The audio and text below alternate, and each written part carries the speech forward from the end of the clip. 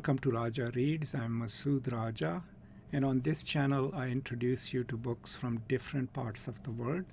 And today I have a special treat for you because I will be talking about Mohsin Hamid's highly acclaimed novel, The Reluctant Fundamentalist. Okay, so there are two reasons for me to talk about this novel today. One, of course, is because I love this novel. I've read it several times. And I love it because of its narrative style, but also the issues that it deals with. And the second more important reason is that one of the subscribers to my channel had requested that I should record a conversation on The Reluctant Fundamentalist. So these are the two reasons. Now, if you look up the novel on the internet, one thing that you will read is that this is an autodiegetic narrative. And that's really a big word. Don't get intimidated by it. Simply, if you understand what a diegesis is, then you will understand what an autodiegetic novel is. So a diegesis is the narrative, the story in any given narrative or any given novel as told by a narrator. Okay, when someone else explains things happening in a novel, the novel's plot is called a diegesis, and a novel can have primary diegesis and secondary diegesis, what we will call primary plot and secondary plot. And the autodiegesis is then when the narrator, his or herself, is also a character and maybe a main character within the novel. Then the novel becomes autodiegetic. This novel is autodiegetic because the main character, Changez, is also the one telling the story, but he's telling his own story. He is the main character in that story, right? The other thing that comes up is that it's a monologue. So that's pretty obvious because we don't hear the auditor or the listener say anything, right? Even his facial expressions and everything else comes to us through the voice of the narrator, and it's a constant talk by our narrator, Changez. So that's what makes it a monologue, one person speaking. Now, in terms of the narrative plot, it's pretty simple. It's the story of a young man who goes to America for his education, who gets his successful education because of his talent, right? From Ivy League American schools, then joins a powerful firm, has a career, has a future, falls in love, and he's so successful that he is, recruited by his company to go and do international work, right? And he is rising high in that hierarchy of a corporate institution. And that is when September 11 happens. And when that happens, of course, his life changes in New York, in America, but also he's in South America when that happens, and he starts thinking about the connections between U.S. foreign policy and the tragedy that has just happened. So he can't really detach the tragedy of September 11 from the larger context of U.S. actions in the world, right? And that was a dilemma that a lot of people faced at that time. So the novel really captures that. And that is when he starts thinking critically of what's happening in South America and rest of the world, and how so much of it is caused by the U.S. economic interest and U.S. foreign policy. So he then comes back, his visa is expiring, and he goes back to Pakistan. And when he goes back to Pakistan, he becomes a critic of U.S. foreign policy. And while he's teaching, he's hired as a teacher, he builds alliances with groups who are critics of imperialism, critics of global powers. And some of his followers are violent, even though he doesn't support them. So that's where he is when this encounter is staged for us. And the way it is staged is as a spontaneous run into, right? He runs into an American, he naturally has an affinity for America, and his past is connected to that. So he invites the American to a tea stall where they can have tea. The city is Lahore, right? One of the most hospitable cities in Pakistan. That is the staging of the narrative.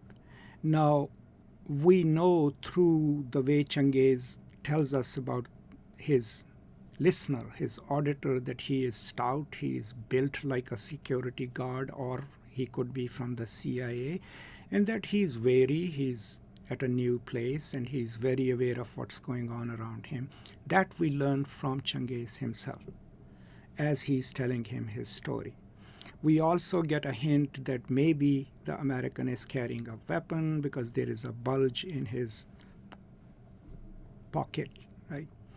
And then the story ends as our narrator escorts the American back to the US consulate, and just as he's about to enter the gate, the American pulls something out of his pocket. There is a glint. We don't see what he pulls out.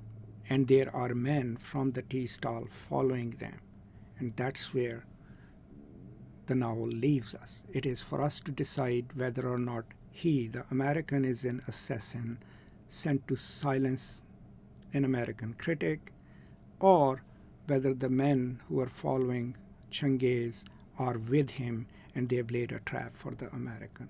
So it's for us to decide what will happen and what does happen as the novel ends. Now, there are various ways of thinking about this novel. You could read it as a September 11 novel, but slightly tangentially, not in terms of what actually happens to someone, but what kind of train of thought does it lead them to? Does America become an intolerant place for people like him?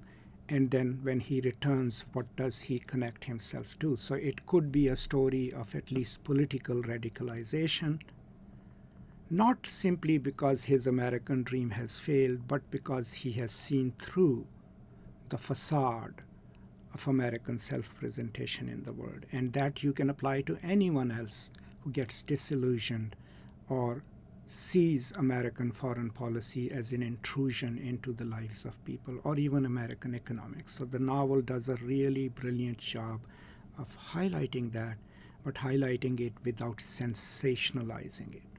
So if you were to write about this novel, these could be some of the issues. You know, what kind of disillusionments happen because of racism, because of xenophobia, or simply because of individual failure, and what paths are available to people if they return back to their native countries, right? How is the idea of America structured and sustained, right? And can it face the scrutiny of a critical person who doesn't just look at individual instances or his or her own upward mobility in American culture, but sees America with its implications in the world, right? And the impact of its policies on the developing world, on the poor. All of these things are really important things to study. Because remember, the militant organizations, I did a book on ISIS, and everyone else do create a certain idea of America, right, which they represent to their would-be followers, and that also has its own narratives. Countering that narratives is, of course, important at both ends of the globe. But you could read the novel from that point of view, right? This is one response to personal disillusionment caused by the larger political structures within Changiz's life in America, but also within the larger structures of power in which U.S. policy moves and works and has its impact. These are some of the major themes that you can seek out in the novel. When you read it, I highly recommend that if there are references to Lahore, its history, pause a little, look it up, because then the novel can also serve a didactic function.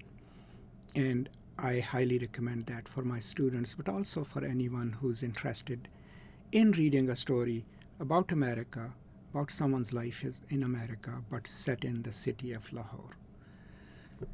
And it could also become a staging ground for you to learn more about Lahore and learn more about Pakistan's history, right? Or even Pakistani immigrants in their lives in the United States.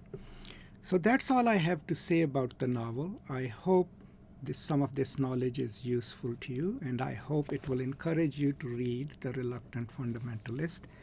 And as always, if I miss something out, or if you have any questions or comments, please feel free to share them in the comment section, and I'll be happy to respond to them. Thank you so much for your support, and as always, I will now see you next time. Until then, peace and love.